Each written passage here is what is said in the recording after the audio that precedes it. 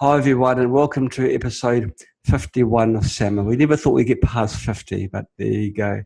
Now, this week we're going to discuss GeneratorX. So please feel free to ask questions via Facebook, or if you've registered on SAMA, using the chat facility. And I'll do my best to answer them. There's one or two things I know about GeneratorX and Spooky, so I'll do my best. And I will introduce a new accessory in the Spooky line. I'll do that first because I've been told that most of the audience, in fact, are falling asleep halfway through the presentation. So I'll cut to the chase and I'll show it now. Now, this is our new accessory. It looks very similar. I'll put it on my white background so you can see it clearly. It looks like our Spooky remote, and in some ways it is modeled to look that way, but it's very different. What it is, it's a sample holder. It's for use for GeneratorX. As most of you all know, GeneratorX performs its biofeedback by monitoring the electrical signal that passes through the output. Your body changes the signal and reflects it back to the GeneratorX electronics. And then GeneratorX knows which frequencies produce the greatest biological responses. The resonant points, if you like, within your cells. And it's very fast, very effective, very, you've heard this before, but this is new. And what this does is very, very exciting. You use it with these PCBs. These are sample plates. The idea is you place some DNA sample on the plate, you cover it with the second plate, and you put it inside the DNA holder. Comme ça, like that. You connect this part onto your generator and you perform your biofeedback scan. Because you're not connected with hand cylinders or TENS pads, you're not restricted. You don't have to wait around for the result. And so you can perform a biofeedback scan more accurately. You do it more accurately by increasing the samples per step. If you have a samples per step of 10, that means that for 10 cycles, the generator will measure the value of that frequency before it steps to the next frequency, and will take the average of those 10. And so the effects of electrical noise and other spurious signals is reduced markedly, and the results are smoother. The regular biofeedback scan that comes in the preset for GeneratorX is, it uses a samples per step value of 1. It goes for a blast for just over 6.5 minutes, which is extremely fast for the frequency range. But you can get the accuracy greater still by slowing it down and increasing the samples per step. So we put our sample here. What sort of sample can you use? You can't put nails. The reason you can't put nails is these plates have to be virtually touching. For all intents and purposes, they are touching. So it's an extremely small gap between the two.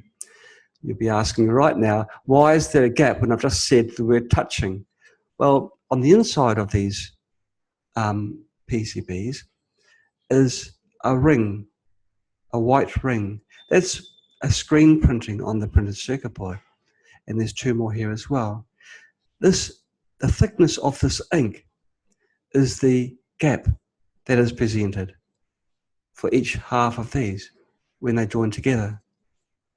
And so it's like a tiny, tiny gap between these 2 plates. And what this does is form a capacitor. It forms a biological capacitor.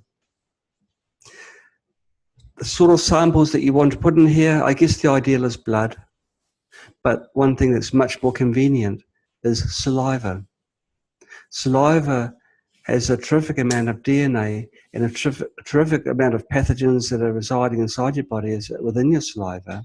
As you know, you can catch many different diseases just through doing things with your saliva, let's say. And so saliva certainly is a very viable solution to use for the biofeedback. As I said, it's got to be something liquid, so it squishes down to nothing. And so you put either your blood or your saliva or something else. If you have got some other type of cell tissue that you can put in there, that's great, as long as it's very, very, very thin. And you sandwich it like this. You have it so that these gold contacts are exposed. These are contacts that are connected to plates on the other side of this holder. And the contacts in turn contact little pins inside the holder. You can see 2 at the bottom and 2 in the top. When we were designing for this unit, I was explaining something to one of the crew here, and I drew the sample holder and I drew the pins. Then I thought to myself, gosh, that looks like a hippopotamus. So I drew the eyes and the nose and we made it a hippo. But we decided against modelling it around a hippo because it's not quite the look we're after. But we're digressing. We put the holder inside here. There's 2 locating holes here. They ensure that it's positioned correctly inside the holder. And you put it inside here and you close it up. You might want to give it a wiggle until it's secure. And now you just put it onto your generator, or it might be connected to your generator already. Output number 1. The biofeedback only works on output number 1 for GeneratorX, for both of those generators. Don't use a boost. A boost isn't necessary and only increases the amount of noise that may enter the electrical circuitry. And then you just push the do it button and the biofeedback starts. We'll be creating a preset specifically for the GeneratorX sample holder, and it'll be very similar to the existing GeneratorX biofeedback because the frequency range is pretty good. We might drop the lower frequency because we've had reports of frequencies below 41 kilohertz providing very good results, and so we may do the preset starting from 20 kilohertz going up to 18 megahertz. Wow, what a range. And then you do the scan, and then at the end of the scan you just look at the results the same as you do using your contact mode of biofeedback. Now, that's the nuts and bolts of this. I want to talk about, I've got the bottom one upside down. I'm showing you how to do it wrong. So on both sides we have the golden contacts, and then you slide it in. Maybe that's why it didn't go in so easily the first time. There we go. So you just see black and black. Now, some of the tissue that you may be wanting to sample will be quite yucky stuff. Let's say it is blood. You don't really want to be handing blood too often. So if you do use these things and you put it in and do it, it's probably best to, after the biofeedback scan, to throw it away. You can wash these plates. After a while, the moisture will get absorbed by these printed circuit boards, and the results will not be quite so accurate. But we'll be selling these cheap, so don't be afraid to throw them away and get other ones. Okay, so that's the nuts and bolts, but there's an exciting different way of applying this.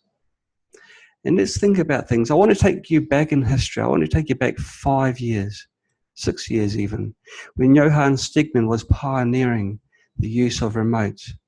He started investigating the method of remote treatment when he found that he could cure his racing pigeons. He had them dying for some reason, and he consulted his friend, his healing friend, who informed him about this method of using doing remote healing. And so Johann tried it on his pigeons, and he saved his pigeons.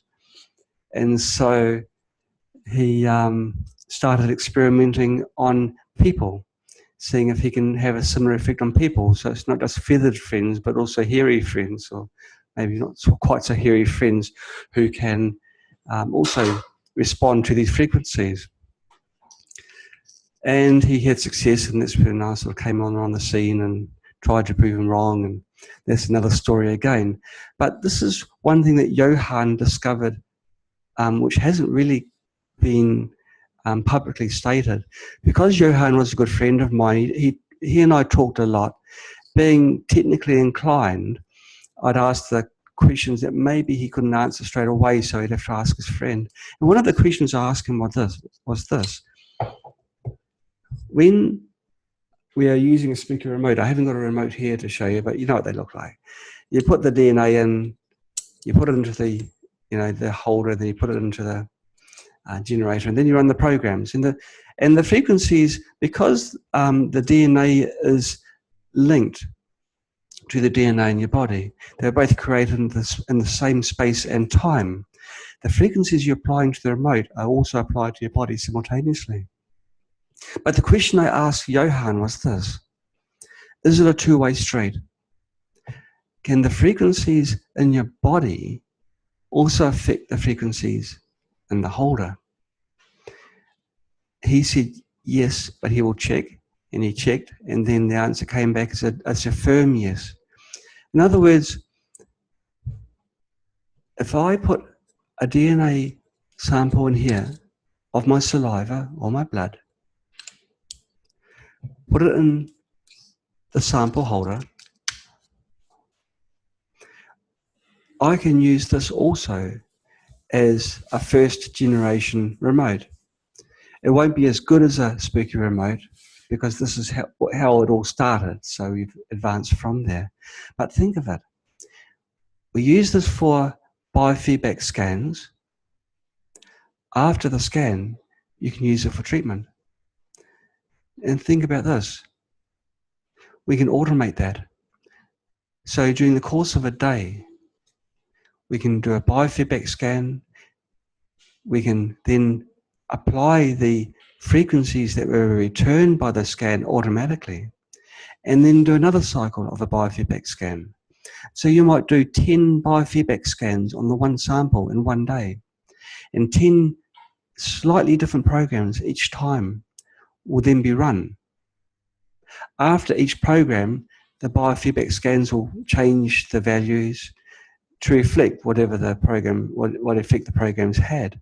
And so always the cells that, the pathogens which are the noisiest, they'll be the first to go. And so at the end of the day, just think about it. You'd have killed off pretty much all these ones that are, bothering you. The amount of work to do this manually is quite intense, which is why we create presets. But we also say, look, run a preset every 3 days. We're doing that with Spooky Pulse. With GeneratorX, we say do it every day because it's actually fun doing a biofeedback scan. But here, it's like doing it 10 times and it's automatic. And the treatment afterwards is automatic. And so really, when you think about it, it's a great idea. You don't need to know what it is that's wrong with you because the biofeedback is telling Spooky what's wrong.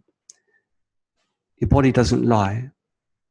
And so according to the results of the biofeedback scan, Spooky automatically throws the frequencies down to the same device. And so it does a biofeedback scan, then does a 1 hour program, to run the frequencies that were found with the biofeedback, and then does another biofeedback scan. Now I'm telling you things which aren't in Spooky yet. This was my Monday job. This is the Monday gone.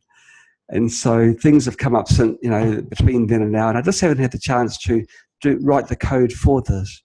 But it's my full intent to modify Spooky so it has this facility.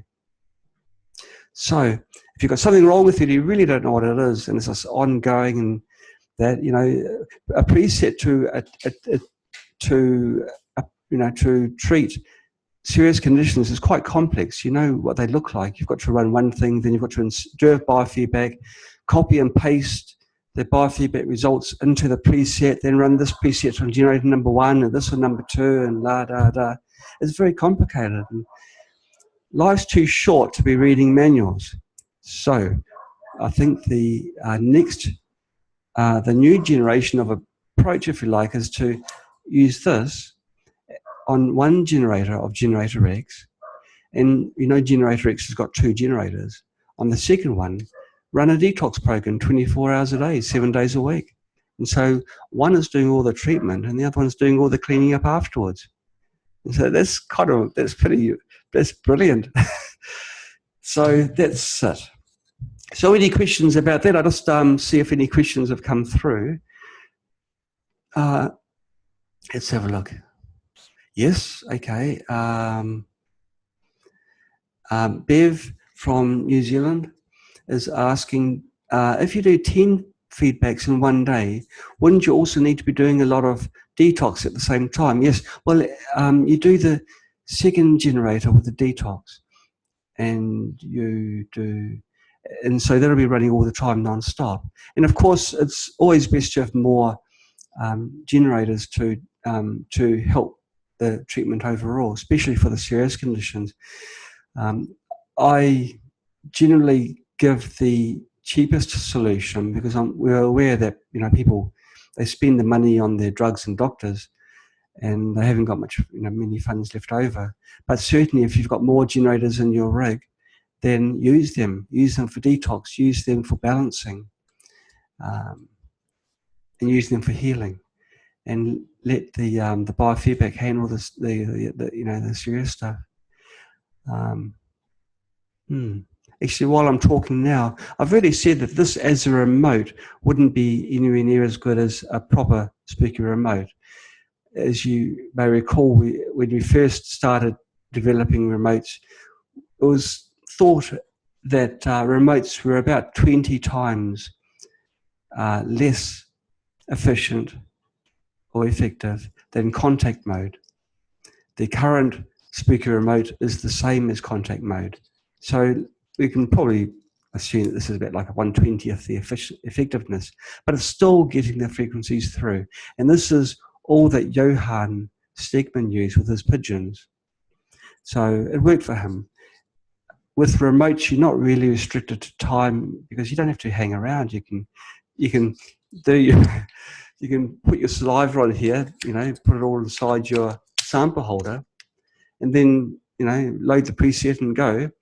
And through the day, you'll be having 10 different programs run. And so you're not worried too much about the time it's going to take. You're going down the path of healing. And maybe it's good that it is slow. It gives your body time to remove the toxins. So that's another thought again. Now, because the DNA or the biological sample that you put in here is biodegradable, it's not like a fingernail or a hair follicle, which both of those last reasonably long. Certainly a nail does.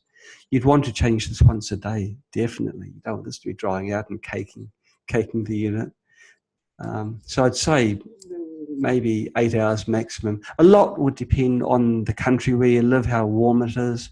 In the summer months, you'd want to really keep an eye on it. You don't want to have it start going nasty on you. So I'd say at the very most 8 hours, which is a working day.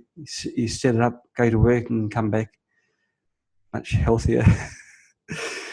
Yeah, so that's the concept. So I'm pretty excited about that. That's the fact that you can automate a treatment method and not worry about the other details, such as which programs to run, copying, pasting frequencies into a preset, which is so complicated. It's got to be color coded, so you know which program belongs to which generator. It just simplifies things a lot.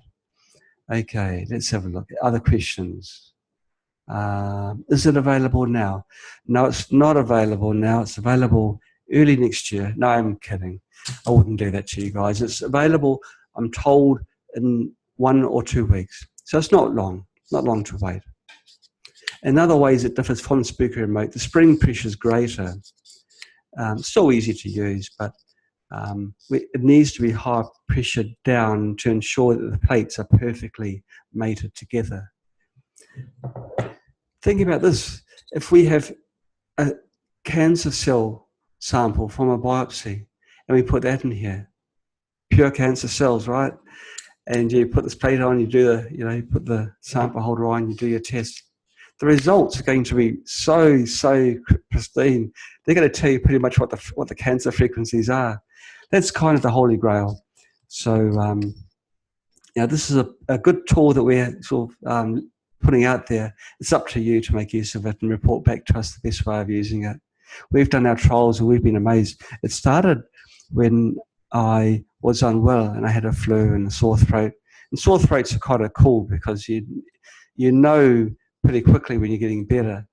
And so I put my saliva sample in. It wasn't these. It was just a couple of old PCBs I had lying around, but this is much more advanced. And I put them together, put some tape around there, insulation tape, soldered a couple of leads on and put them onto a BNC port for the generator. And I got some frequencies back and I ran those frequencies on a remote. Normally with a remote, it takes about an hour to really feel an effect on the new speaker remotes. Or maybe it's even shorter, but these, because the frequencies were pretty much bang on for the pathogen I had at that time, I felt the results within minutes. But as things are with the cold, things mutate quite quickly. And I got better very quickly, but then it sort of went down into my chest. And of course, I was busy doing my designing of this and other things. And I put myself way back in the priority line. And so I didn't get rid of my cold and then it just moved. That's the thing with viruses. They mutate and move. They want to survive. They are in a hostile environment that wants to kill them. And so they're morphing all the time. So database frequencies for pathogens, many of those are quite old, and it wouldn't surprise me if many of those have changed in some way, which is where grade programs is so important. It tells you which frequencies are more applicable, and also refined frequencies type scanning as well, because that puts it decimal places, if you like, on the scans. Okay, another question that's come in online. Okay, let's have a look. Now, isn't it funny? It's truncated the people's names, so I'll just stretch out the window. So I don't like. I like to answer people properly with the name. Okay, so Adam. We had two ADs in the viewers list. Okay, Adam, you're asking me, would it create a more accurate database if we put a known sample of pathogen in and then ran a biofeedback scan? Absolutely, you've hit it on the head. Now this is exactly what it does. So if when you do a biofeedback scan, you've got TENS pads here, for example. I've given this as an example because you can't see if I point down there. So TENS pads here. Most of the tissue between here is going to be healthy tissue. Only a small proportion of that is going to be pathogens. And so the ratio of bugs over good is quite low. But if you put a sample here which is pretty much pure bugs, well, it's going to be much more accurate, the results. If you're ever on a noisy bus, you try talking to one person, well, it's hard to hear that one person. But if that bus is empty and you're talking to the one person, then they become legible. You can hold a decent conversation. Well, we don't want to hold conversations with bugs. We want to kill them. But we need to know what frequencies, we want to know what language they're talking. And so this tells you what the language is. And so absolutely, Adam, if you can put a sample of the bug in there, then that's great. And so if you've got a cold, maybe you want to put some nasal discharge. Actually, that's what I used. I think I used my nasal discharge when I got the cold. Yeah, yuck. Which is really why we make these disposable. You don't really want to be using it for something else after you've used it for a nasal discharge. But for the good of science, that's what I did. And got fantastic results. I couldn't identify the pathogen that was providing these frequency hits, but as sure as anything provided results. And it's not important for me when I'm sick, moderately sick, to put a label on something. It's more important to get rid of it. And so if we do an automated scan and then treatment, then scan, then treatment using the sample holder, we wouldn't use it for a biofeedback reverse lookup, so you can see what kind of bugs you're likely to have, or bugs that match the same frequency. You just want to apply the frequencies and get rid of the bugs. So that's how we'll be using it. Okay, when using blood drops, this is a question from Tafiq. I hope I've said your name correctly, Benjamin. Can it be placed on filter paper? And if you're using blood from multiple people, can you just wipe the plates using alcohol wipes? Good questions. We have done trials using different types of papers as a way of sort of holding liquid together more something. This holding it all together while you put the plates on. We found that it improved physically the sample. The sample didn't sort of squish out so far and sort of ooze out, but the results weren't so accurate. And it wasn't so accurate because it introduced a space into these plates. Now I'm exaggerating here, but any sort of space decreases the capacitance. It makes it so that a much lower signal level is passing through the plates. And so the spikes were much smaller. So the answer is yes, you can, but the results aren't quite so good. Maybe you can find extra thin paper where you're using paper that was maybe 0.05 millimeters thick. Maybe you can find some thinner paper and you can report back to us and we can make it a part of the procedure. Okay, and you're also asking me, can it be wiped between use with alcohol? Absolutely, you can wipe it with alcohol. Just one point of mention, alcohol is good for killing, any sort of biological residue, any pathogens that may be still on the plates. But just remember, the sample holder works on the change of an electrical signal. It doesn't rely on the sample actually being alive.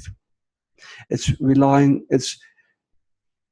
at the electrical characteristics of that sample. So if I could slice a carrot thin enough and put it in here, it'll do a biofeedback on the carrot. And it may provide hits. But it doesn't need to be live. So it's not necessary to kill the pathogen for the cleaning side of it, but certainly for the hygiene side, best to. For our tests, we'd be doing multiple tests, and we just wash it with water and soap. If we're to use it for different people, between different people, absolutely use alcohol, but I'd be more inclined to throw it away because, it's not very, they get dirty and they absorb. So it's best to use neither pristine, clean, or new.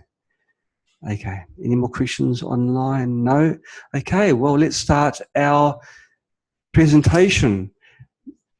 We're halfway through the summer already, and so we won't slouch on the presentation. Oh my goodness, I've got other questions online as well.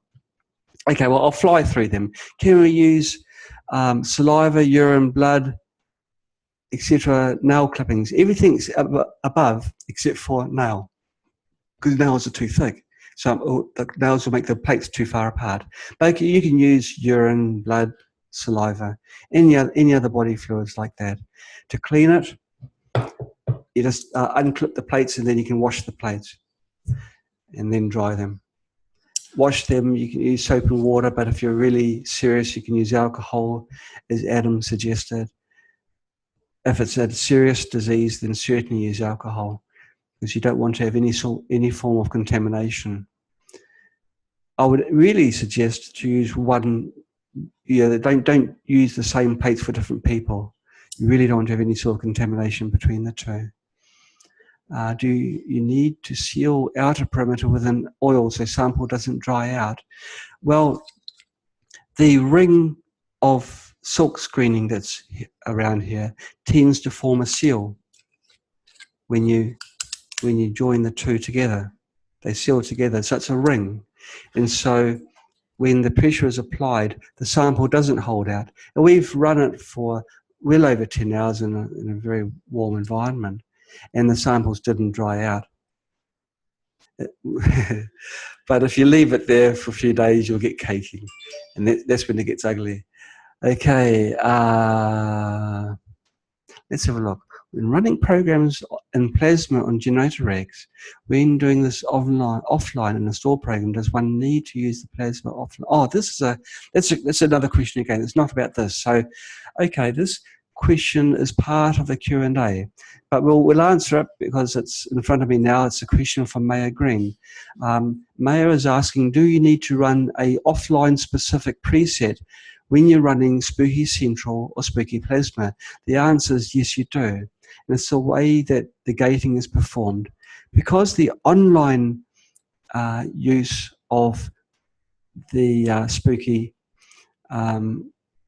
controls the generator in a different way, the online use handles the gating and other parameters. Offline, it all needs to be done within the memory of the GeneratorX. And so some parameters need to be changed to optimize it. And so you only use the offline preset for Plasma. Okay. Monica, Ruth, you're asking, so the scan is going to be much more accurate. Yes, it is going to be much more accurate because we're not measuring all the healthy cells that are between TENS pads. We're measuring all the nasty cells that are in here. Now, if you're using something like a saliva sample, you will still be getting a lot of good cells in there, but the ratio of bad over good is much higher. And I don't want to go into graphic detail with such a, with everyone watching, but basically when you do put a sample in here, you make sure you put the yucky stuff in there. So use your imagination when I say this. Let's use the yucky stuff there. And then you'll get better results. It's the ratio of bad over good is much higher. And Judy Budiccio, you're asking, how could you fit a biopsy sample in? Well, biopsy samples are quite often they're solid samples, but if you can get slithers of them, very fine slithers, and place them on here, like maybe put them on those 6 locations there, then that will be adequate. The important thing to make sure is that the plates are as close as possible. Any gap will start introducing errors. Everyone knows how we live in such a noisy environment with Wi-Fi and cell phones. As soon as you put a gap in here, that signal is going in here and disturbing the results. And because the signals are so low, any sort of noise is going to ruin that. And so you really want this as close as possible.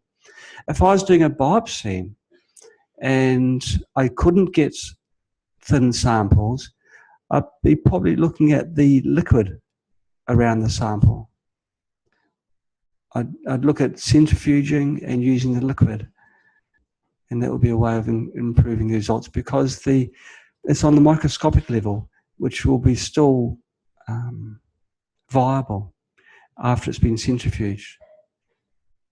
That would be a very good sample substrate to use. And so that's all the questions asked. Let's go on to the presentation. Now for the presentation, I've got to go on to share screen. And my share screen is down the bottom there. Share screen. And this is me. That's my desktop. Oh, so I don't know. Is it show? Oh, okay. So let's go.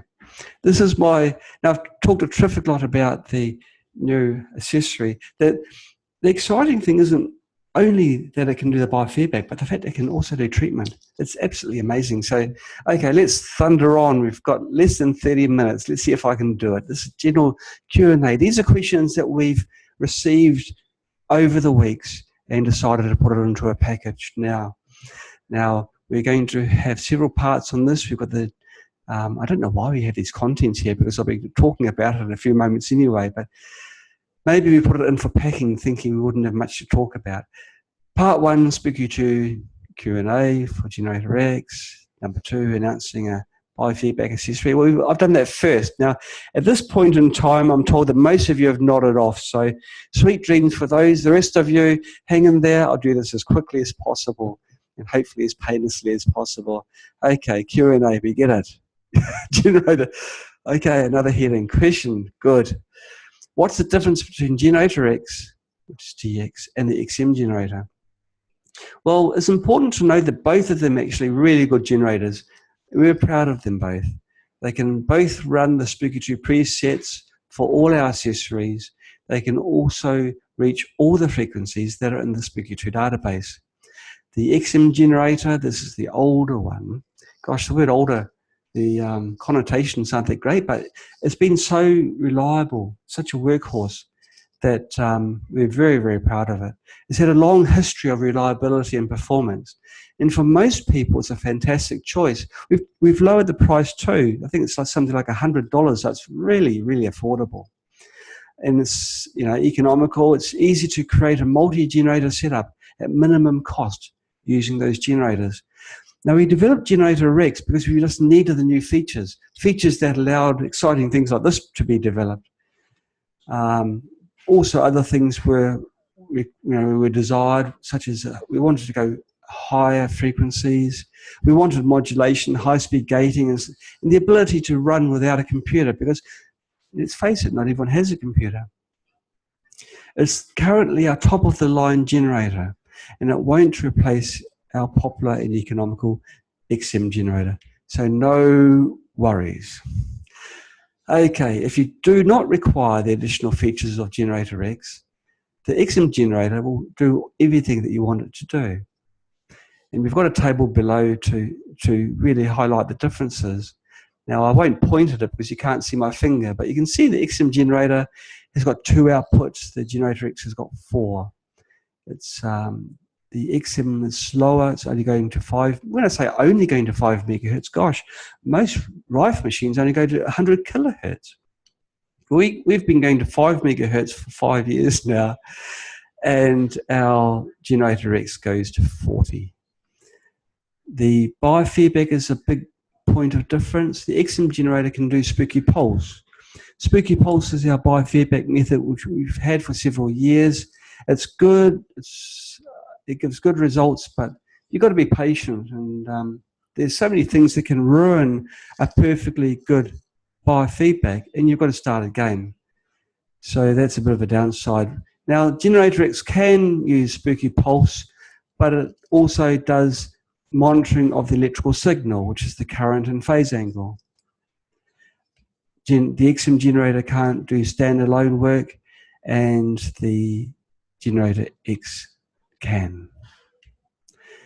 Question: can we clear and or kill via remote mode faster using a GeneratorX, using Spooky 2 XM generators?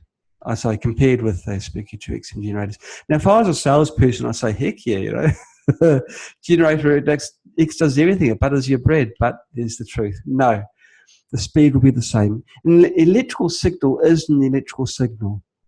If the frequency you need to apply is higher and the XM generator can't hit that frequency directly, in that case, yes, the GeneratorX will be a better generator and will work faster, but that's very rare. Normally, for all intents and purposes, for all the frequencies which Royal Rife discovered, the XM generator will do all that you want. Okay. Now, I've just had a message from my team. They've got a little bit worried with my announcement of the sample holder.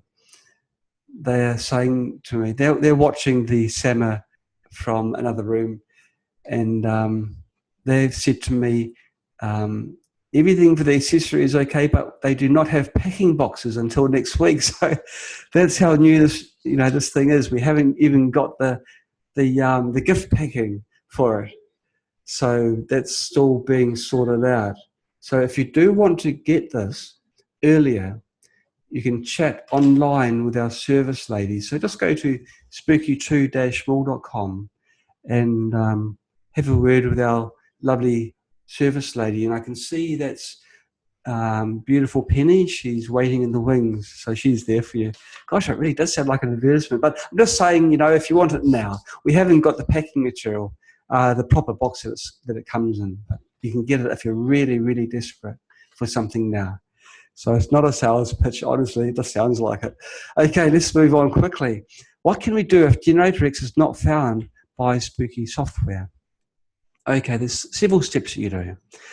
First of all, you make sure that you have installed the GeneratorX driver and you're running the latest Spooky software.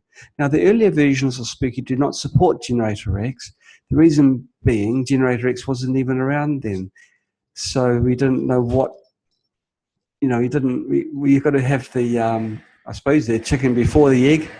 Okay, let's thunder on. Okay, there are two ways to install the driver.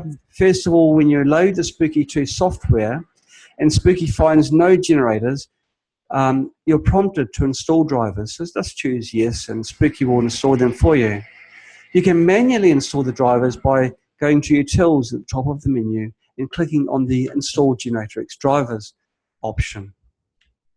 Okay, after the drivers are installed, turn on your GeneratorX, restart your Spooky software. Really? Okay.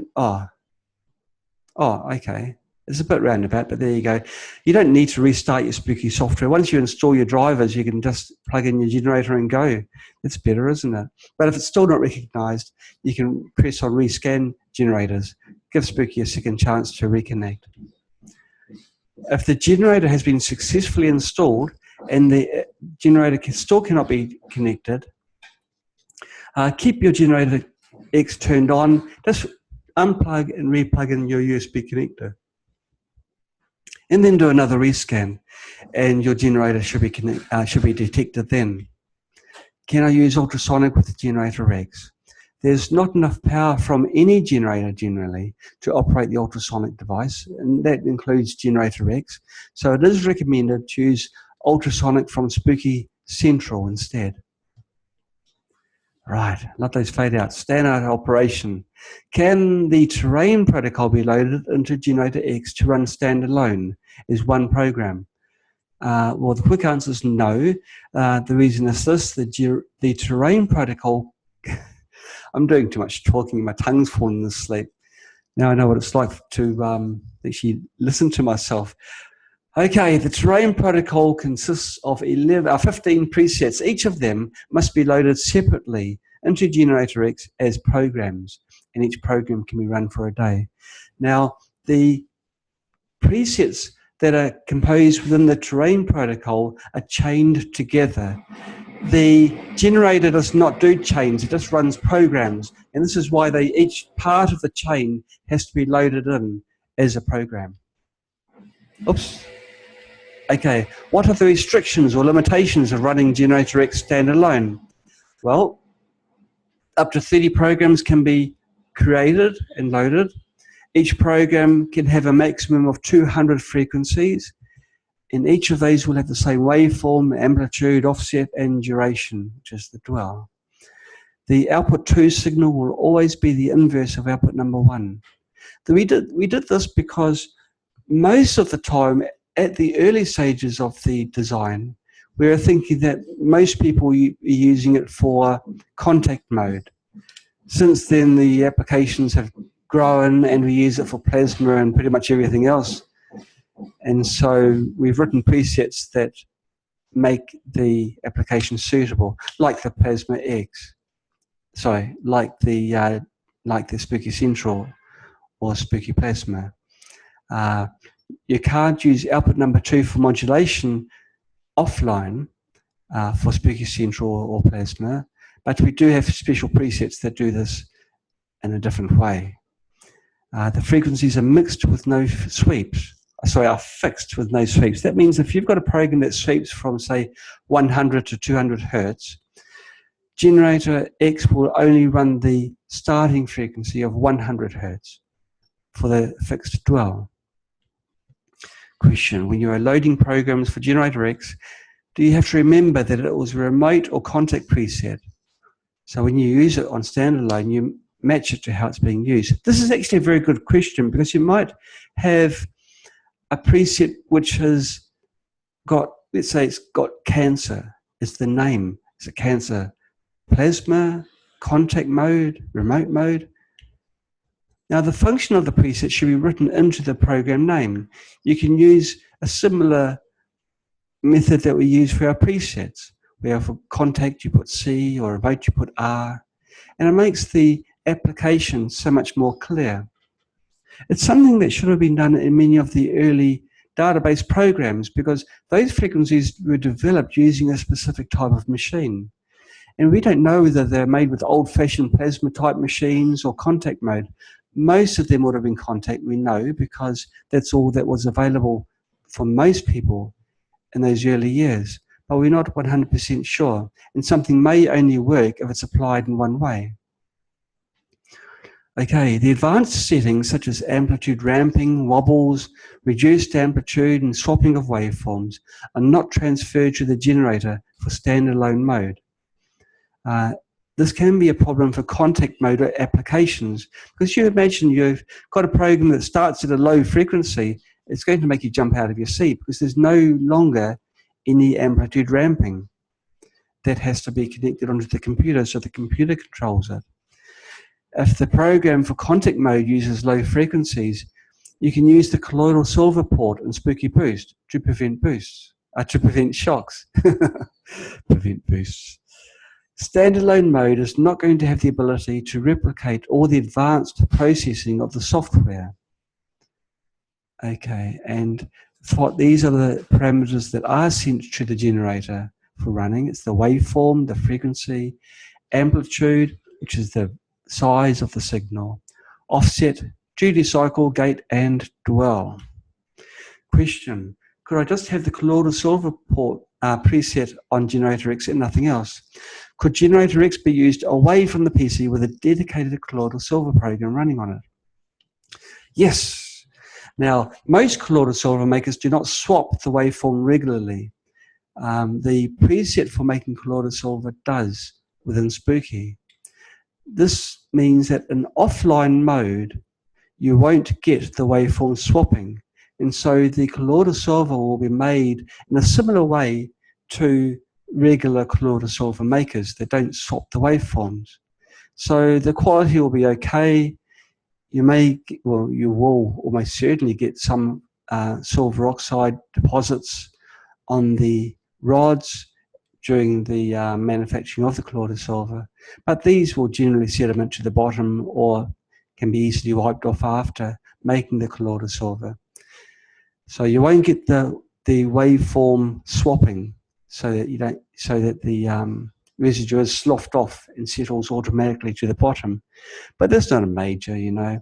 And the convenience of making the colloidal silver without having to tie up a computer for 1 or 2 days is kind of cool. What's next? Biofeedback. Can the TENS internal probe be used for contact for GeneratorX scans to test uterine fibroids? Now, the internal probe, I suppose I could have brought one here, but it looks similar to this. It's a nylon probe with rings around it. And those rings are the contact points.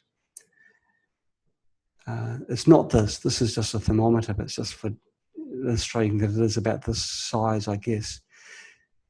Okay, no, I don't believe it can be used for testing of the uterine fibrosis. The uterus is not located in the anal sphincter. The anal sphincter is generally where this probe is placed, which is because the contact rings are next to each other. It's really the passageway that gets treated, not much around it, because electricity passes a straight line between the 2 points of contact. And so if the 2 line of contact is here, it's just going to be a short path there. And you can put it into the other orifice, but again, it's not really going as far as the uterus, which is quite deep. It's within the womb, so no, I don't believe it can be used. with GeneratorX, can you safely scan somebody with a pacemaker if the TENS pads are located below the heart? Now, I can say yes because the signal's not passing through the heart. But we are not trained medical professionals. Any advice that I give is advice on a personal level, things that I have found personally, and it's my opinion. For anything that may put yourself at risk, please always see a trained medical professional, and they will give you the advice that you need. If there's any concerns, health concerns that you may have, even queries that you may have for advice I've given here, if it's contrary to what you've been advised by a trained medical professional, talk to them again. Question: is it okay to use the GeneratorX TENS pads for biofeedback close to the throat? Can I use the TENS pads little away from heart area? Bad grammar, but we're doing this in a hurry. Around the lungs as I started to cough as well. So it's two questions in one. Throat is pretty scary. The TENS pads in the throat may make the throat muscles contract. When muscles get an electrical signal, they tighten up. That's a good thing for things like your heart, because your heart does need to do this quite often. In fact, it needs to do it quite regularly as well. And it does that for pumping your blood around your body to supply nutrients and oxygen. However, if your throat muscles do that, it can constrict your air pathways and your blood. Now, there's an important organ in your head. Most of us have one. It's a brain, and we really want to keep on supplying the brain with fresh supplies of oxygen and blood for other functions. So really, it's best not to do it. So we give a general warning to our users to never place pads above the neckline, just to be sure. The colloidal silver port of Spooky Boost can reduce it to a level where it can be safe, but because it's such a dangerous area, we still hold by that general warning of don't do it. Don't try this at home. So to scan the throat, use the back of each shoulder as the location for your TENS pads. It's close to your throat, and so the results will be similar. It'll be close to the ideal. Now, for the upper torso, if the TENS pads are inside your armpits, the signal will cross your heart. So if you keep it midway, just below the solar plexus, that's pretty much the bottom of your rib cage. You should be fine. Now, blood flows quickly through your body, so if you can get the TENS pads close to the problem area, the results should be fine. The closer you get to the problem, the more likely you will not pick up other problems that you're not trying to target. If you put the TENS pads over a high blood flow area and you're using GeneratorX, well, you will be, because that's the thing that does it well, you'll find that you'll also pick up the blood flow and the signal back to GeneratorX. The sensitivity of GeneratorX is extreme, and so it will pick up your blood flow as well. So try and avoid, major arteries if you can. So we're saying here to scan just below the torso, and just use those results for 24 hours before you try targeted areas. So if you've got a specific area, then you can scan directly across that. Wow, the big font! I don't need my glasses for this one. GeneratorX biofeedback scans between 41 kilohertz to 18 megahertz. In the old pulse scans, the range was narrower, was 1.5 megahertz to 1.7 megahertz, and then again 11 to 13 megahertz. Now, what values do we set up GeneratorX scan range? Do we set up, bad grammar again, what values do we use for GeneratorX scans to cover only the cancer frequencies? Okay, now the biofeedback scans for GeneratorX are much faster than Spooky Pulse, and so a larger range of frequencies can be scanned in a shorter time. And this is why we increase the scan range for the GeneratorX biofeedback scans. And of course, bacteria can morph into other forms. So having a broad range on a GeneratorX biofeedback scan gives us a catch-all type of sweep. So it's probably best to keep the default GeneratorX biofeedback scans, even if you're only interested in the cancer frequencies. Now, we only know decisively of two Rife cancer frequencies, the BX and the BY. And we know that the frequency range is roughly 1.5 to 1.7 megahertz. So maybe you can alter the frequency range to 1.5 to 1.7, and then you can increase the samples per step so it becomes more accurate. However, there's questions behind this. The people have suggested, and they have in their own minds proven, that the frequency is twice this value, and the value of 1.5 to 1.7 megahertz is the first sub-octave or sub-harmonic of the true frequency.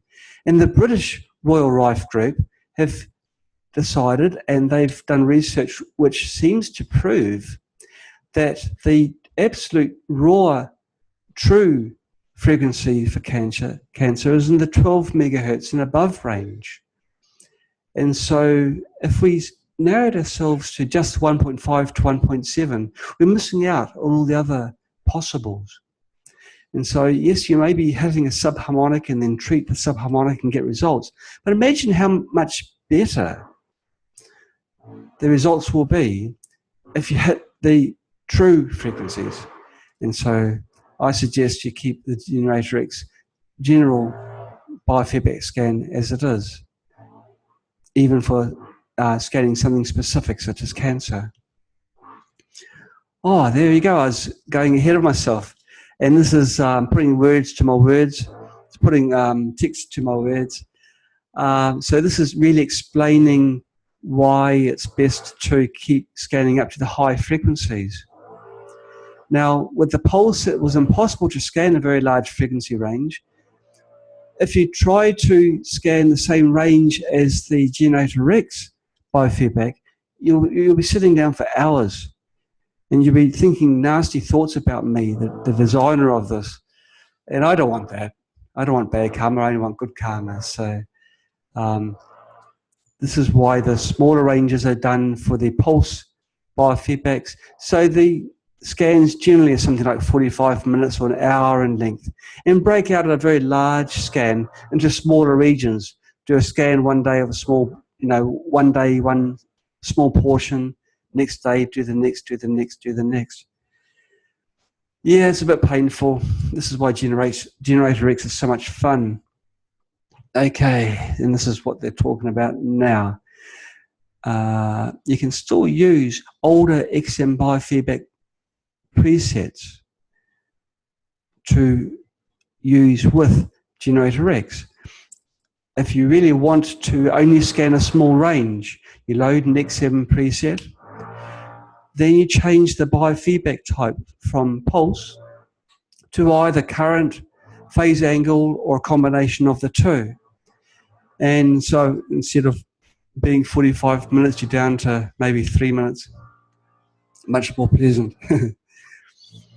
Okay, now we give the note that not all frequencies returned by both the Z cancer and A high freak presets will be guaranteed to be for cancer. You're just increasing the odds that you'll detect resonant frequencies in the same frequency band that the known values are in. Now, I'd like to emphasize known because there's a lot that's unknown, so you'll be missing out on the unknown values. Does Spooky sometimes not report any hits in GeneratorX biofeedback? Yeah, well, we've come straight to giving a reason why instead of giving a yes-no answer. Well, the answer is yes, and actually quite often it'll give 0 results. When GeneratorX does a biofeedback scan, it will return any values that are above a threshold. Anything above the threshold is reported. Now, the threshold can be set by the user, and it's possible that the threshold is too high. Maybe the TENS pads are far away, or maybe your pathogen count is not great, and so the spikes are very small in amplitude.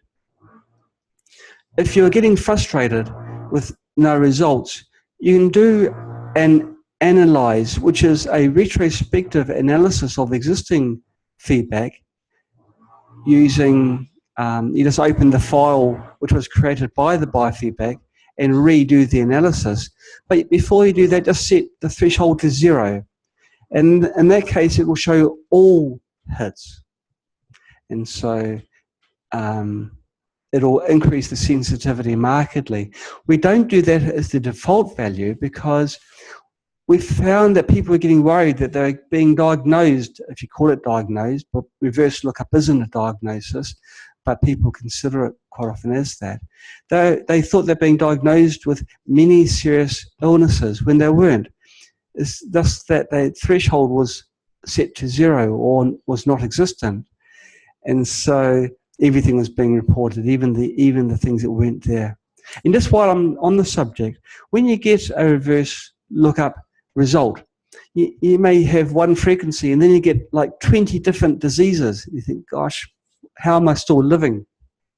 Well, Spooky's not suggesting that you actually have any of those conditions, but if you do have any of them, most probably you'd only have one. One of those is giving those results. And this is why it's important to keep a log of biofeedback scans so you can see patterns. The long-term pattern is very, very important because then you can see trends in your condition. And those are the ways of ensuring that you've got a better idea of what is wrong with your body, why your body is not healthy. There may be every time one type of condition coming up. And so if that happens, then it's time to look seriously at that condition that's reporting. And it might be a condition where that frequency just happens to coincide with another condition that's not within the Spooky database. The Spooky database is very large, and so there'll be many repeats of the same frequencies for different conditions. If a frequency, let's say 40 kilohertz, that's a common one. Even more common, I think, is 10 kilohertz. That frequency is used for both healing and for killing. I don't know why it occurs so often in the database, but if you've got something wrong with you and the response your body gave was at, amongst other things, 10 kilohertz, you're going to get a very serious biofeedback report later saying, basically, how are you alive? It's going to go, you're going to have pages and pages of problems being presented to you. But it's not the case. It just means that something isn't right, and it can be any of those, or even something which isn't being shown there and is not in the database. Please explain the difference between selecting current angle and current and angle. Okay, but all these methods are measuring the change of an electrical signal when the frequency is changed. So when the sweep is taking place, Spooky GeneratorX is monitoring the signal. Any changes are being reported back. Now, fast electrical signals, which are frequencies, have different currents and phase angles. Phase angles when the voltage is not perfectly working at the same time as the current. It either gets lazy and is behind the current, or it gets a little bit like a young child and starts running ahead. And so phase angle is measuring how much it's falling behind or how much it's racing ahead.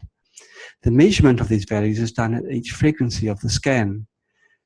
Some people think it is more important to monitor the current passing through your body, whilst others think the phase angle is more important. If you're not sure, you can combine the two and monitor both. Angle and current has both the ability to pull duplicate frequencies from the two other analysis methods, but it also has the ability to report frequencies that are unique, and therefore removing frequencies or culling. That means, it's not quite the right use of the word, but it means that it includes frequencies that responded well in both categories, but not necessarily enough to make them be reported individually in either of the other two methods alone. And so if you get a small peak in the current, and at the same frequency you also get a peak in the phase angle, then if it's monitoring the current and phase angle, you'll get that as a definite report back. It is complicated. They're not totally independent. For the same load, this is talking generally, if you increase the phase angle, the current will increase. And for the technical people listening, it's increasing because Spooky is measuring the resultant current. When it measures current, it doesn't measure the resistive current or the reactive current. It measures the phasor current.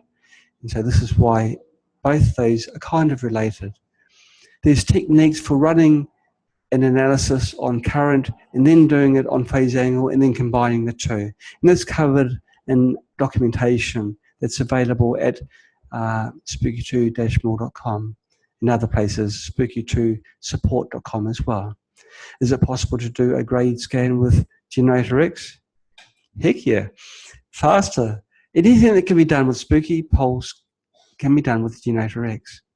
That's not what it's asking. A grade scan isn't just using Spooky Pulse, though. Isn't that interesting? I haven't answered this question correctly. Well, I'll answer it correctly. We'll just ignore what's on the screen. Anything which can be done with GeneratorX can be done, with the XM generator can be done with the GeneratorX. And so you can do pulse scans, and then you can also do current scans and phase angle scans. But grade scans is when it tells you which frequencies are most important for your body. And this is where Spooky Pulse is used, because unlike GeneratorX, Spooky Pulse can also can return frequencies which are healthy for your body. And I can see now why the answer was worded this way. Because Spooky Pulse gives a body's response to a frequency rather than a signal response to a frequency, you really need to use Spooky Pulse to do a grade scan, especially if the grade scan is for healing frequencies. So yes, you can use Spooky Pulse with GeneratorX. It just means it goes back to the tick, tick, tick speeds of a biofeedback scan rather than the racy speeds of a GeneratorX phase angle or current type scan. So that's that one. How to combine biofeedback, current and angle in a single program? Well, we'll just quickly go through the steps. This is what I touched on just a minute ago. Now, GeneratorX can monitor either current, angle, or both actually during a biofeedback scan, and they both have the advantages. Now, it's important before you do biofeedback scans using GeneratorX, you race over to your System tab and you choose log, angle, and current during biofeedback.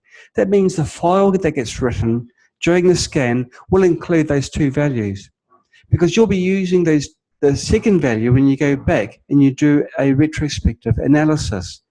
Then you choose your GeneratorX General Biofeedback Scan preset, go to the Control tab, click on Allow Generator Overrides, and choose the appropriate generator to run.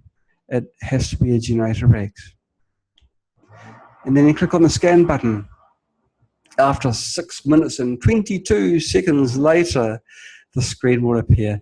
Not necessarily the exact screen. Your numbers will almost certainly be different. But something like this will come up. And you click on the Save icon. That's in the top right-hand corner. The screen will come up. This is the screen for creating a program from the results of your biofeedback scan.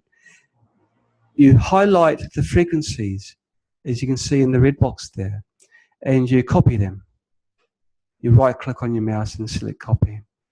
You open up a text editor. There can be Notepad, WordPad, or anything else you like, and then you paste the frequencies in there. And at the end of the frequencies, you just add a comma, because you'll be adding another set of frequencies, and frequencies are separated by commas.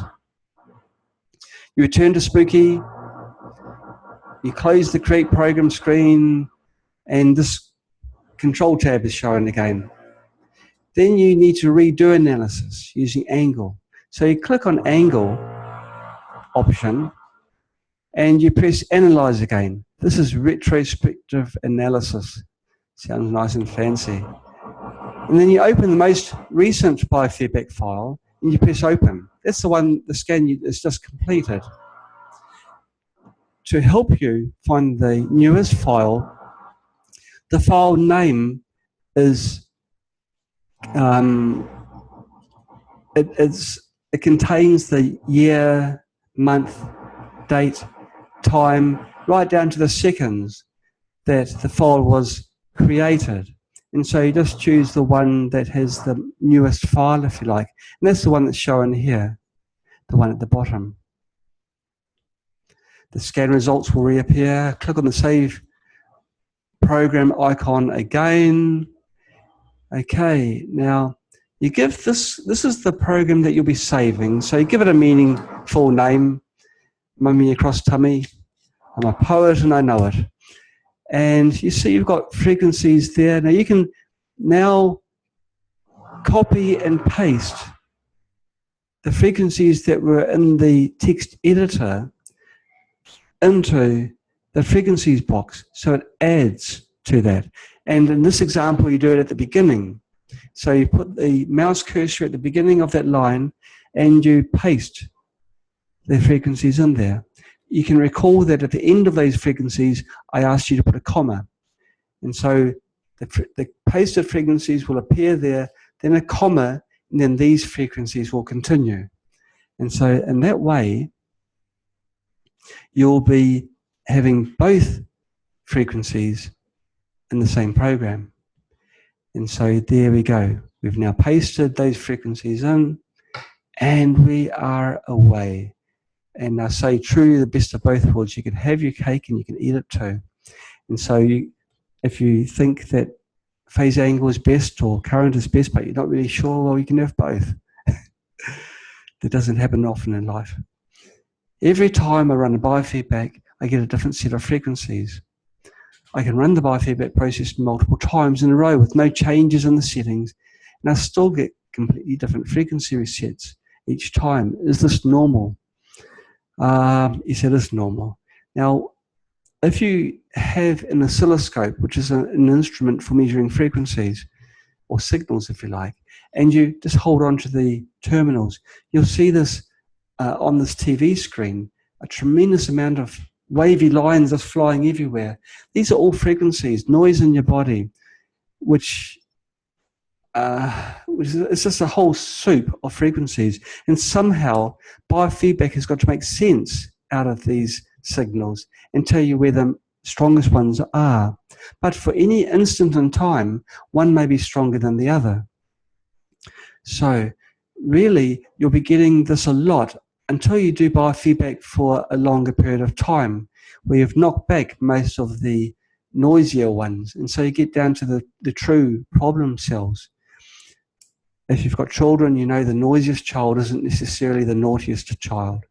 And so you want to get the noisiest, well, probably bad. You don't want to get to the noisiest child, but to find the noisiest child, you've got to get rid of them. So to get rid of the naughtiest child, we'll start again, shall we?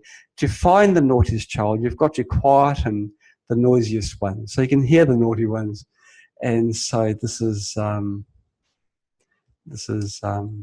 what you've got to do. You will be getting a lot of different signals each time. But there's another thing too, you know. As you're doing treatments or even scans, the bugs in your body, they evolve to evade detection and to evade being killed themselves. They want to survive. And so we're fighting a battle with them. If they feel that there's a frequency, you know, in a certain area that they're sensitive in, they'll try and go off into a different area, or they might morph into some other state, form a protective shell around them to keep themselves safe, like hibernate, if you like. And this happens very quickly. It's not like over a matter of days necessarily. And so you will be getting different results. And so for all these reasons, it's perfectly normal to get different results. But it's not to say that the results you're getting are invalid. It means you've got to apply the frequencies that were returned and then redo the biofeedback, which is kind of where this is cool. because this will do it 10 times a day. But okay, we move on.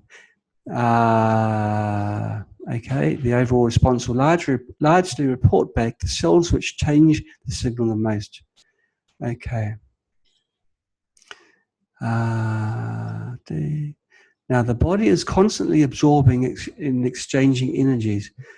What does that mean? Well, really, there we're talking about Wi-Fi signals, radio, TV signals, the super frequencies that are all around us.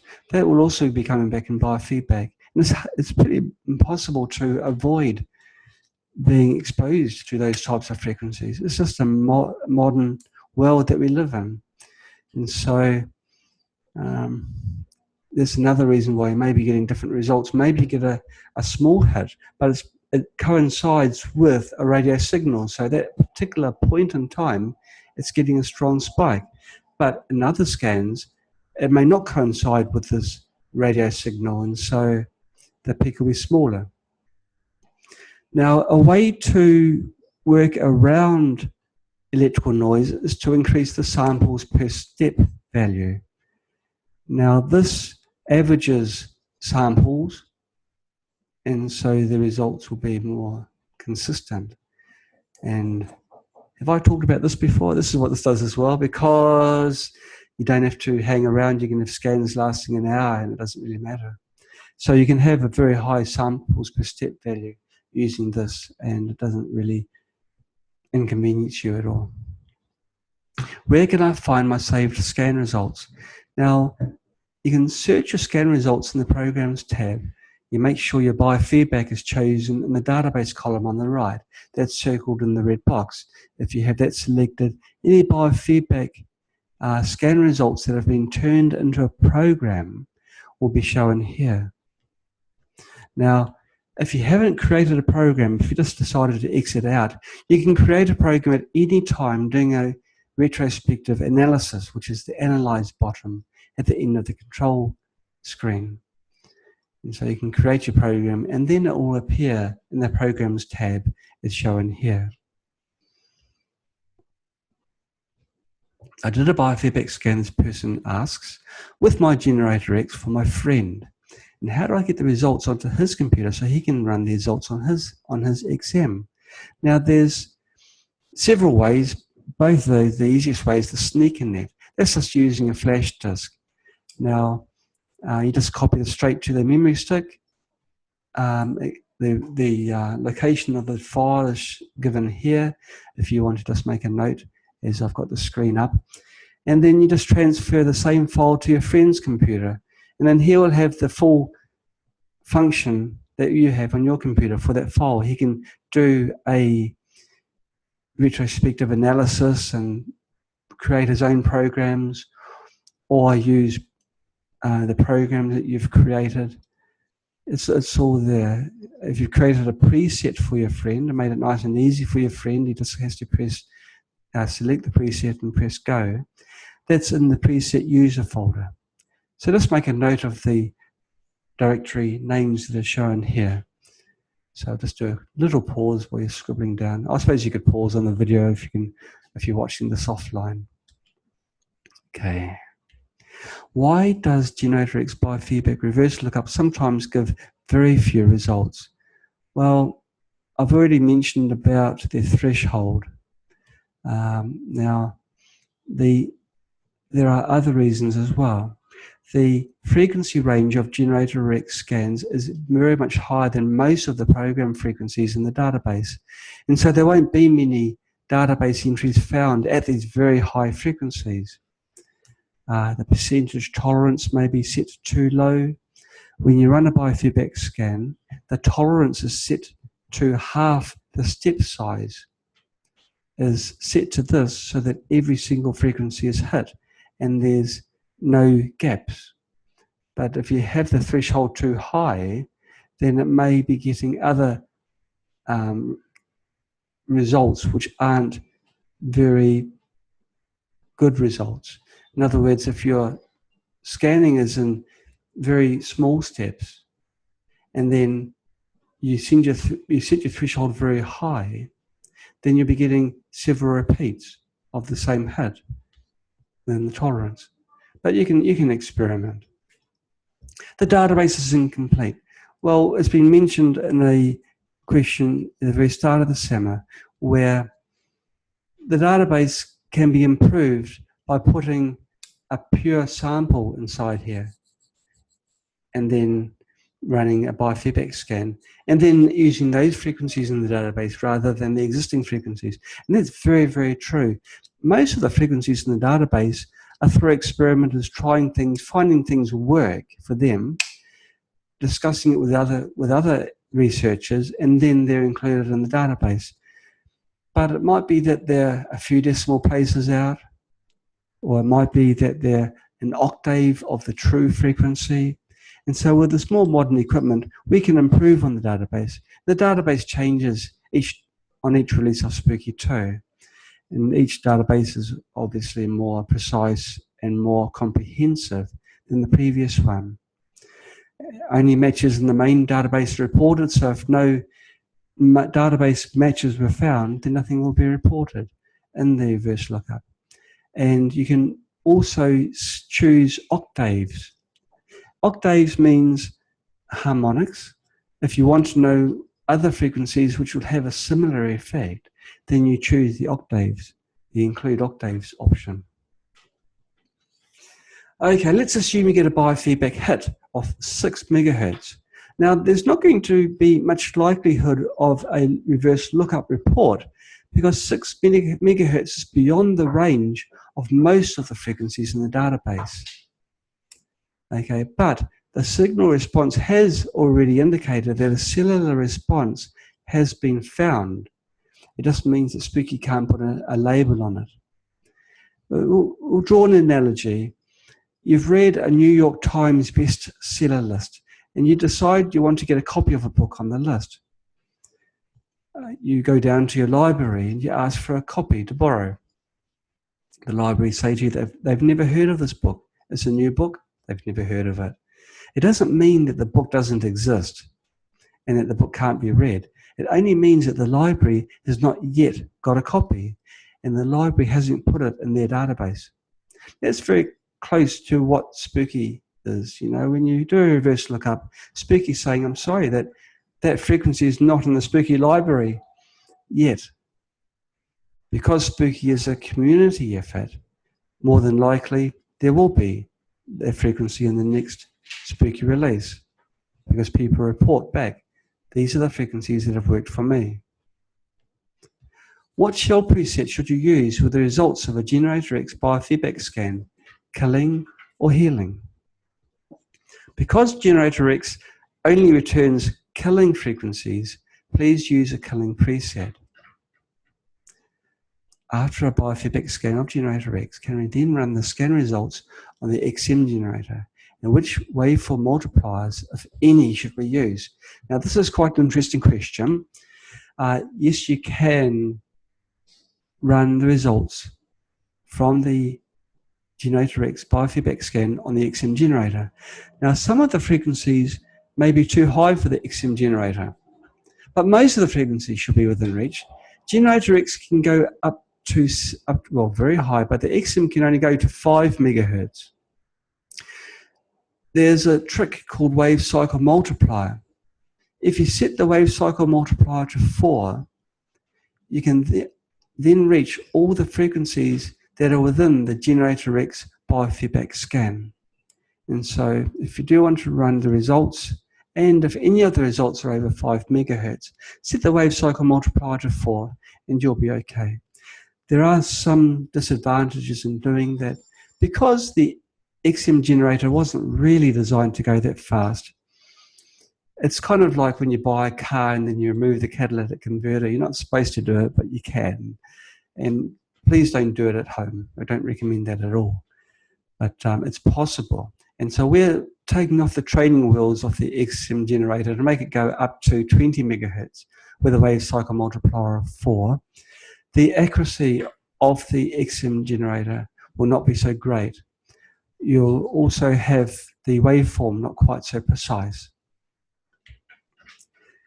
I'm currently doing the Morgellons line protocol. Can I use the results of a GeneratorX biofeedback scan in place of the pulse or biofeedback scan for Morgellons Lyme? And the answer is yes, you can. Just use the GeneratorX scan preset and set the maximum hits to find to 10. This is because that preset expects 10 results. And so you set the maximum hits to 10, let GeneratorX do its magic, and then you can slip the hits into the preset. How do we know that GeneratorX is not picking up healthy gut bacteria while doing a scan? Is there a filter mechanism or some way of finding out which ones are for pathogens and which ones are for healthy bacteria? Now, there is no filter mechanism. It's not magic. GeneratorX is finding the resonant points of all tissue, in fact, all substance between the TENS pads. So it is important to place them close to the problem area. So any hits are the problem ones. So if you are going across your gut, it is true that you will be getting some healthy bacteria as well. Now, if you do have a serious condition, we found actually that the gut is a fantastic place to locate TENS pads for general full body scans even. The gut can always be repopulated with healthy bacteria through eating fermented foods like kefir and kombucha, yogurt even, good yogurt, live yogurt. And you can still hit the pathogens that reside in that area safely. Would there be any reason not to run a scan every day with GeneratorX? Or do you stick to the same 4-day period, like with the Speaky Pulse? At the beginning of this summer, I was saying 3, now we're down to 4. Well, as I said, we're doing scans so seldom with Speaky Pulse because Speaky Pulse is so slow and you've got to keep still for such a long period of time. Now, because GeneratorX scans are so much faster, these can be done even several times a day if you wish. Okay. Introducing the sample holder. Great. Well, this is the end of the presentation which we got ready for you. Right. Now, while I was talking, I didn't have access to the time, and I kind of figured I'd be a bit overboard. But now, some of you have fallen asleep. There's an icon that comes up whenever you fall asleep, and I see most of you have got your icon flag up, but I'll ignore that and just truck on. Now, some questions have come through while I've been talking. Let's have a look. Can we recycle plates? Okay, can we recycle these plates? We're talking back again about the sample holder. Yes, you can recycle the plates. As I said, it's best to replace them over periods of time because they do tend to absorb on the edges.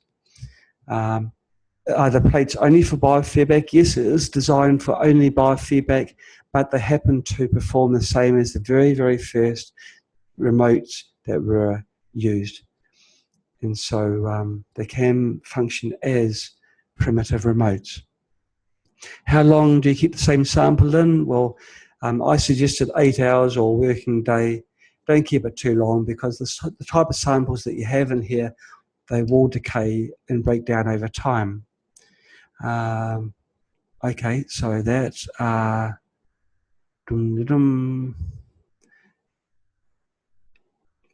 yes. How good? Okay, I've done that. Okay, Maya Green, you're asking for GeneratorX offline. Colloidal silver will give less amplitude, i.e. zap, less perceived. If you're using the colloidal silver port, then yes, because that port contains a limiting resistor. It safely limits the current when you're making colloidal silver. Colloidal silver takes very low current levels to run, and the resistor does 2 things. It limits the current and also makes the current more stable, more consistent throughout the production run of the colloidal silver. And both of those are desirable things. And so, yes, it does give it a less amplitude because the resistor drops the power that goes to the silver rods. And this is why when you use the colloidal silver port in contact mode, you won't feel any zapping at all. It's microcurrents and millicurrents, low millicurrents passing through your body. You don't need very high currents if you have the right frequency. And of course, to get the right frequency, you need something like this or some other biofeedback, like a TENS pads to find the right frequency. Okay, Lawrence Lee, you're asking, what about lungs, especially the left lung? Now, that's a problem because the left lung encompasses the heart. Now, if you want to do your lungs, you can go below your heart. You can go pretty much where you're at the bottom of your rib cage, because the rib cage is protecting your heart. You go beneath your rib cage. It's got the added bonus of the signals not having to pass through or around bone tissue. And so it improves the results a little bit there as well. How DNA adapter really works with spooky systems? That's a question by Adam. DNA adapter. Well, this isn't a DNA adapter. This is a sample holder. How does it? I'm just trying to understand what the question is. Well, this is designed for spooky. It only works with GeneratorX because the XM generator doesn't have a way of monitoring electrical signals. And of course, when you put a sample in here, saliva sample, it hasn't got a pulse. Or if it has, we've never measured one. And so you can't use spooky pulse. You need to have a generator that's extra high speed that can monitor the signal, and only GeneratorX can do that. And so it's designed for GeneratorX, clip in, clip on, and go. Okay, Mayo Green again. If one wants to use blood as a sample for a remote, can one use glass or plastic slides versus paper? Will this affect response? Okay, so we're talking about using this with spooky remote. Can you use glass? Absolutely. Well, if you use tape for holding blood, the blood will dry. However, the DNA is still intact, even in dry blood. The dry blood will have a longer life than blood that's in glass slides. You know, if you put them in slides or plastic slides, certainly. You'd want to replace that sample very often. Definitely daily, I'd suggest. But if you use a blood sample on paper, the blood will disperse into the paper, into the sticker, or whatever means you use. It will dry, and then it'll be good for several weeks at least, I should imagine. Okay. Okay. Now, Maya, you're saying about the silver port again. You're wanting to use pads on your cheeks. Anything above the neckline, we don't recommend, because we can only give advice to people. You can take a reliever. If you do have to go above the neckline, then the colloidal silver would be the safest way to do it, the colloidal silver port, because the power levels are reduced to a level which is very, very safe. But we do recommend that people talk to their trained medical professional and get medical advice if they're wanting to treat themselves above the neckline. Everything that's really important, like this, is living in that area, so you really don't want to be ruining anything. Okay, other questions that have come in. Okay, now Bev. Now Bev lives in a beautiful part of New Zealand, which is wild. It's untamed, and so this is quite a... I knew this question would have come from you, Bev. Can you use the sample? I guess you're asking, can you use the sample holder to test tree sap, such as Kari dieback? We haven't done it, and after doing it, I don't think you'll get these plates apart. But if you can get the sap's quite thick from the tree, but if you can get fresh sap, that's a brilliant idea. Brilliant idea. And so the answer will be yes. But Kari sap used to be used for glue. And so once you've done your treatment, once you've done, your biofeedback scan on the Kari sample, I think you'd have to throw away the plates and use another pair. But these will be disposable. we'll be giving them a few pairs of these with each unit, and they're cheap enough, so you just throw it away and use it again. But wouldn't it be fantastic? We can finally find the frequency that's killing off all the magical kauri forests that are in New Zealand. It seems like to be a global thing where trees are dying. Redwood in America.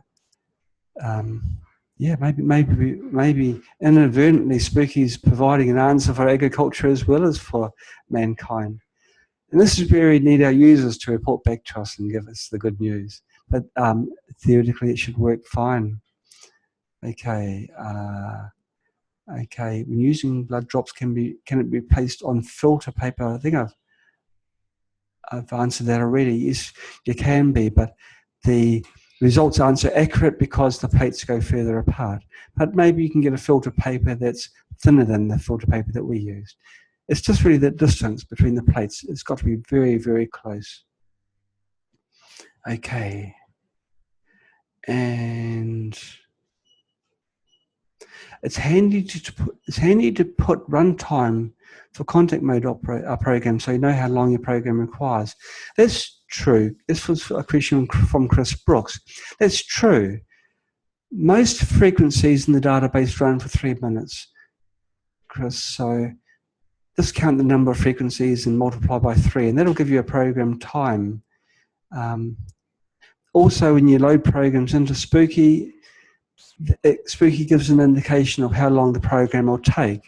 If you're using Spooky Remote and using a remote preset, more than likely the programs will be set to loop, so they'll be running for longer periods of time. But for contact mode programs, look on the indications on the top right-hand side of the screen, and you'll see the estimated time that the program will take. And so it is shown to you. Okay, can you please explain features of the old and new remotes? Well, the old remotes used to, the very first remotes, even before Spooky came on the scene, was like these ones here, and they were quite primitive. They didn't work fantastically well, to be honest, but they did work, and they're like a proof of concept. We just had to improve on the concept, which we did on the first Spooky remotes, and we've done again quite substantially on the second remote. So these can't replace a remote. They can, however, still function as a remote, given enough time. And that's really the convenience of already having a sample in there. It can do the biofeedback scan and then do the treatment on the same sample. It's really the convenience which is the greatest benefit of that. So you can perform multiple biofeedback scans. Yeah, it's quite exciting that. So that's really the differences. The new remotes are more effective because they use different ways of creating scalar waves. They work on DNA entanglement. These don't use scalar waves at all. They've got they create an electric field, whereas both of our remotes, our existing modern one and the earlier one, use a combination of both magnetic and electric. And you need the combination of the two in a special way for them to really work well. Okay, so that does that one. How DNA adapter really work? Okay, I've done that one. How do you remove GeneratorX programs? That you have saved from. Okay. Kevin Church, you're asking, how do you remove GeneratorX programs that you've saved from the Programs tab? So I'm assuming you've loaded the program into your generator. I guess that you're asking, how do you wipe the generator? Well, there's a delete button on the program loading screen. So the first thing you do, you go to your control tab and you open up the generator which you want to remove the offline program of. You press the load button, which is normally loading a program onto the generator, but you still press the load button. And there's a button on the screen for delete. And so you just highlight the program you want to delete and just press the delete button. And then you can exit out. And then you've now created a bit of space. There's also the facility of clearing all the buttons clearing all the buttons, clearing all the programs. And of course, you can simply overwrite existing programs. So you don't need to delete and then write a new program over, where the other one was deleted. Just overwrite the old one, and then you're away. Okay, now, Adam, you've asked the question, Royal Rife applied the frequencies for a brief period of time daily and recommended to drink plenty of water. You're asking how much time is recommended with the XM or Spooky system and how much water shall be consumed. Well, it's not quite right, Adam. Royal Rife applied his frequencies either second or third day, and he certainly did, though, recommend the consumption of water to help flush out any toxins in your body. He also was using plasma to do the frequency work, and Spooky remotes don't work in a similar way to plasma, so it's possible that it's more gentle on your body. If you're using a plasma, which is a very strong way of applying frequencies, and certainly the way to use for serious conditions, how much time should you use is recommended. It's best to continue treatments and monitor and measure results. Everybody's different, everyone's condition is different. If you've even got the same condition in your body as somebody else, the bugs inside your body will be different because there'll be a different strain of bug. They'll be tuning themselves to live best in your body. And so really you need something like a biofeedback system to measure the response and see where you're going. And also going to have regular scans in your clinic if you've got something very serious wrong that can be seen. So you continue until you get results, and you give yourself a break. If you're using plasma, you can treat yourself every day with plasma. Again, everyone's different, but if you feel any form of hyxema effect, which is when you're feeling super tired, you've got flu-like conditions, headache perhaps, these are the toxins that have been released in your body as a result of the frequency applications.